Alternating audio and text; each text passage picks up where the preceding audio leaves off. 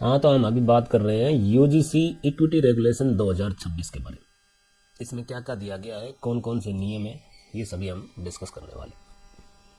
ठीक है, तो आप इनको नियम कह लो, धाराएं कह लो। अपन कानून के हिसाब से लगभग धाराएं ही बोलते हैं, कोई भी चीज़ हो जाती है तो उसको। तो धारा नंबर 1, नाम और लागू क्षेत्र कौन कौन से होंगे। ये नियम सभी केंद्रीय, राज्य, डीम्ड प्राइवेट विश्वविद्यालय और कॉलेजों पर लागू होंगे। यूजीसी से मान्यता पाने के लिए इन नियमों का पालन अनिवार्य है। मतलब कोई भी कॉलेज अब इससे नहीं बच सकता है, चाहे वो प्राइवेट हो गवर्नमेंट हो, उसको करना ही पड़ेगा। तो पहला धारा या पहला नियम तो हुआ ये। दूसरी धारा या नियम, इसका उद्देश्य क्या है, पर्पज क्या है। कैंपस में जाति, धर्म, लिंग, वर्ग, दिव्यांगता आदि के आधार पर भेदभाव को रोकना। ठीक है। SC, ST, OBC, माइनॉरिटी, महिला, दिव्यांग छात्रों की सुरक्षा, ये इसके मुद्दे हैं, ये उद्देश्य है, पर्पज है।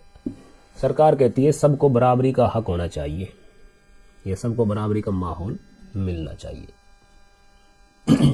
धारा नंबर 3, वैसे रोला इसमें यही धारा नंबर 2 है ना, जो इसका उद्देश्य थोड़ा सा समझ में कम आया है, क्योंकि इसमें जनरल कैटेगरी का नाम नहीं दिया गया है जो देना चाहिए था,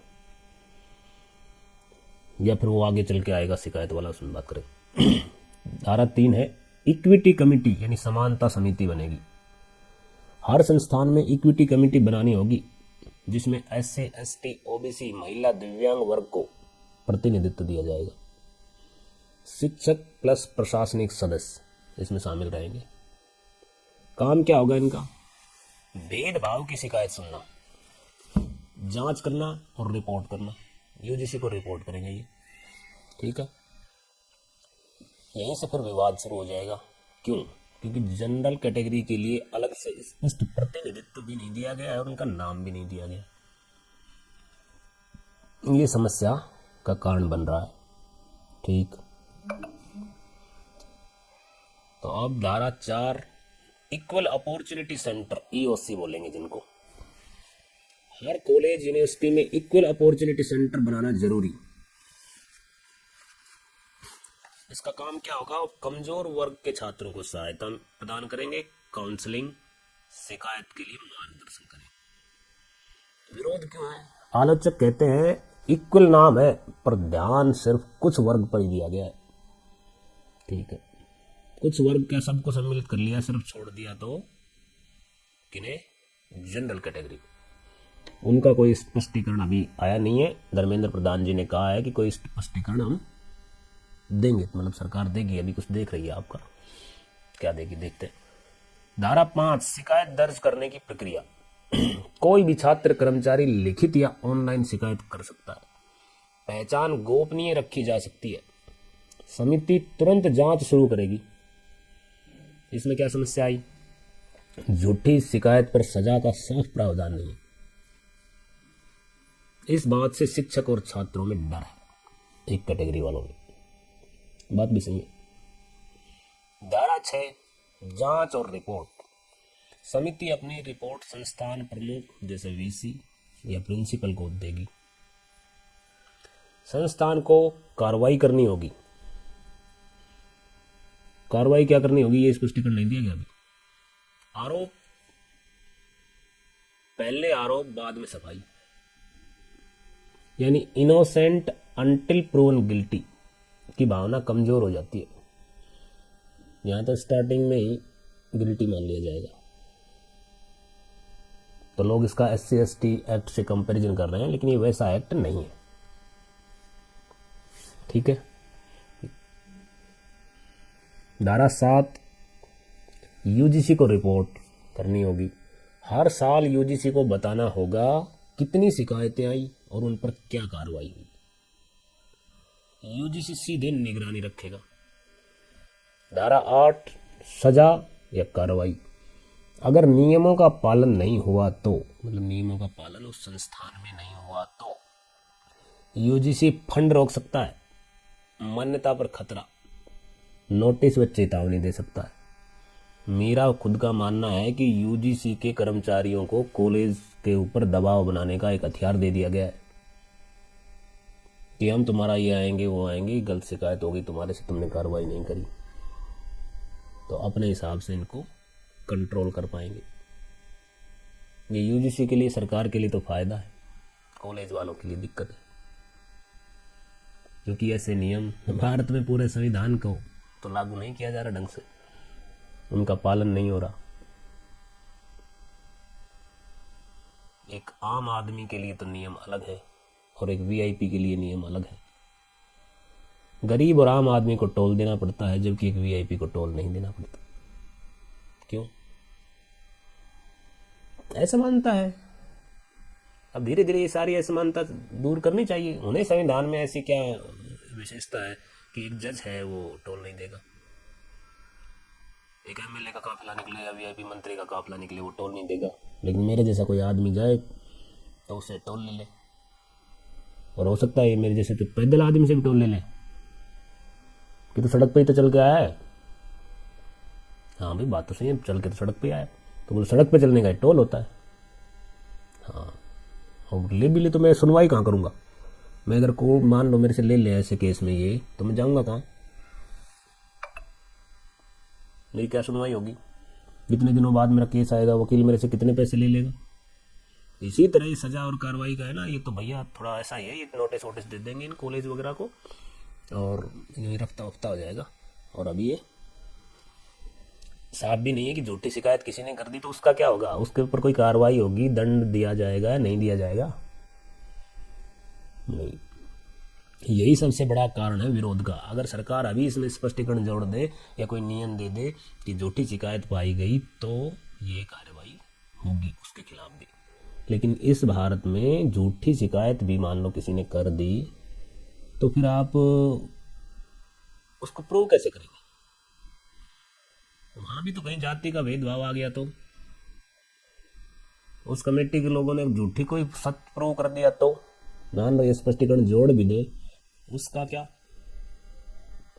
रंजिश वश भी हो सकता है। दो जातियां, बड़ी दबंग मार्शल कौम जातियां जो होती हैं वो लड़ती हैं आपस में, और जब किसी एससी एसटी के उन दो जातियों या एक ही जाति के दो सदस्यों के द्वारा जब आपसी लड़ाई हो जाती है तो एक पक्ष किसी एससी वाले को सपोर्ट कर ले जाता है और उसके केस करवा देता है। नहीं तो एससी एसटी वाले तो बेचारे केस करते ही नहीं है, ज्यादातर मामलों में नहीं करते केस। मेरा अनुभव तो यही है धरातल का। तो आपसी लोग लड़े, एक ही जाति के लोग लड़े, उसी की जाति का उसको समर्थन देता है, वहां से वो केस करवा देता है, फिर गाली देते हैं ये हमारा ये कर दिया।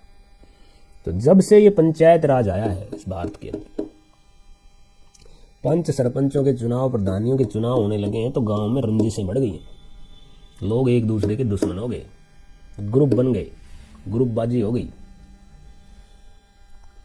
अब इनका क्या सॉल्यूशन? इसी तरह से इसका सॉल्यूशन है, अभी हाय हल्ला मचाए हुए हो लोग, ये स्पष्ट नियम है, इनके अलावा कोई खास नियम नहीं है, ठीक है? तो जनरल कैटेगरी का आप रजिस्टर बना के जुड़वा सकते हो तो भाई जुड़वा लो, जनरल कैटेगरी वालों। बाकी तो राम भरोसे चल ही रहा सब, ठीक है? अब जनरल कैटेगरी के लिए असुरक्षा है थोड़ी, यानी सुरक्षा थोड़ी स्पष्टता नहीं बताई गई है, अस्पष्ट। नियम में साफ नहीं लिखा कि अगर जनरल कैटेगरी के साथ भेदभाव हो तो क्या प्रक्रिया होगी। मिसयूज का डर है, शिकायत झूठी होगी तो बदनामी हो जाएगी, करियर बर्बाद, लेकिन शिकायतकर्ता पर कोई उल्टी कार्रवाई नहीं होगी या सख्त दंड नहीं दिया जाएगा। कैंपस में डर का माहौल, शिक्षक खुलकर पढ़ाने से डर रहे हैं, छात्र खुलकर बहस करने से डर रहे हैं या डरेंगे। संवैधानिक सवाल क्या है? समानता आर्टिकल 14 में दी गई है। Natural justice, innocent until proven guilty, इसलिए पीआईएल दाखिल हुई है इनको माध्यम बनाकर, है ना? समानता आर्टिकल 14 और natural justice, innocent until proven guilty, इनको बेस बना करके पीआईएल सुप्रीम कोर्ट में दायर की गई है जनरल कैटेगरी वालों द्वारा। अब उसका क्या डिसीजन आता है, सुनवाई होती है नहीं होती है, तो आगे पता चलेगा। अब आप मान लीजिए एक छात्र ने कहा मेरे साथ जाति के आधार पर भेदभाव हुआ, समिति तुरंत जांच करेगी, शिक्षक पर दबाव आएगा, लेकिन अगर शिकायत झूठी निकली तो शिकायतकर्ता पर स्पष्ट सजा तय नहीं।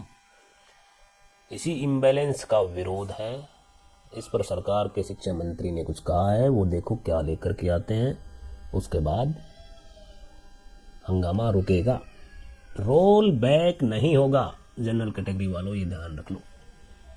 इसमें आप ये जुड़वा सकते हो कि भाई सजा झूठी शिकायत के ऊपर, और झूठी शिकायत वाला कामयाब काम ही होगा यार, क्योंकि कैसे स्पष्ट करोगे कि झूठी शिकायत है ये।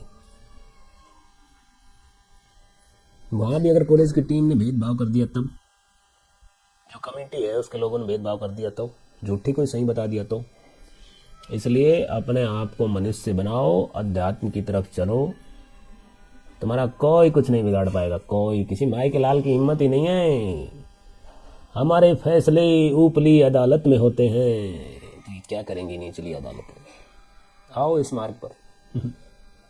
निचली अदालतों की कोई औकात नहीं है यार।